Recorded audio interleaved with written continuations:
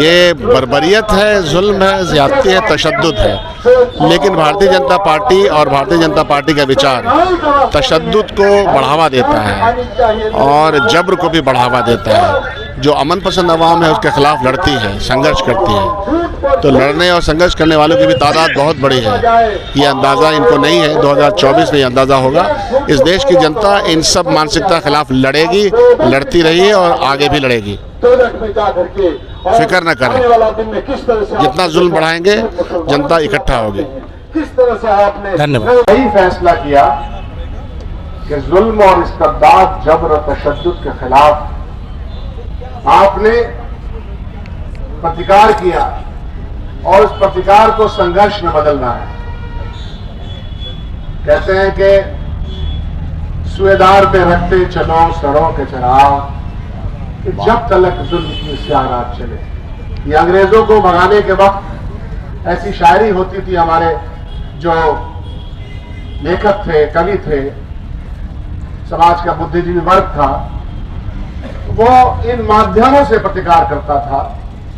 तो जुल्म की काली सियारात अब भी चल रही है और उसके खिलाफ आज मैं फिर से धन्यवाद देना चाहता हूं CPIML को कि आपने इस जुल्म और जबर के खिलाफ लोगों को इकट्ठा करके आह्वान किया है।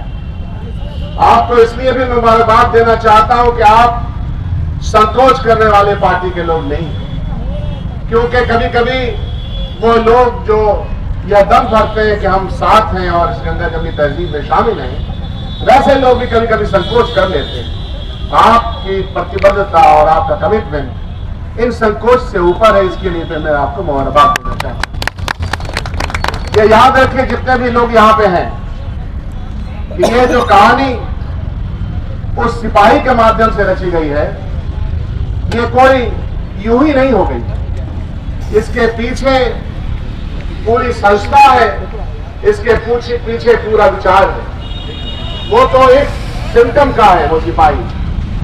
उस सिपाही को और इस समाज में इस तरह से गंदगी, नफरत भर दिया गया है, बच्चों में, हर वर्ग के लोगों में ये भर दिया गया है कि वो इस तरह की हरकतें करता है।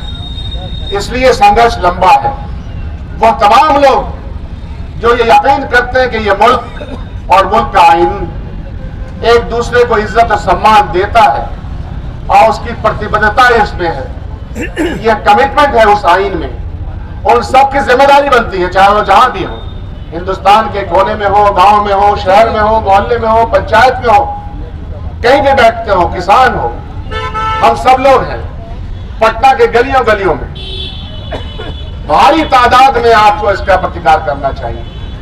ये वो वक्त नहीं है कि आप घरों में बैठे रहें और ये लड़ाइयां लड़ी जाती रहें। और आप ऐसा कैसे समझ सकते हैं कि आपके घरों में बैठने से ये लड़ाई जीती जाएगी?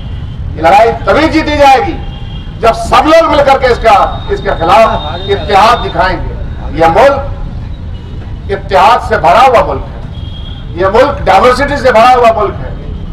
इस मुल्क में की जो धारा है, जो विरासत है, वो एक दूसरे को इज्जत और प्यार की निगाह से देखने की, इस धारा के खिलाफ भारतीय जनता पार्टी की धारा इस मुल्क और इस आईन के खिलाफ है।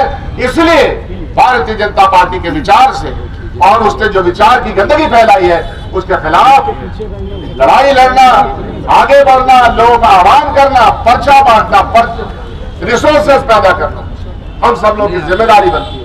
चाहे वो ठेले वाले हो, खोमचे वाले हो, बड़े दुकानदार हो, बड़े सरमाएदार हो, ये आग हर जगह पहुंचेगी। इस आग में कोई नहीं बच पाएगा।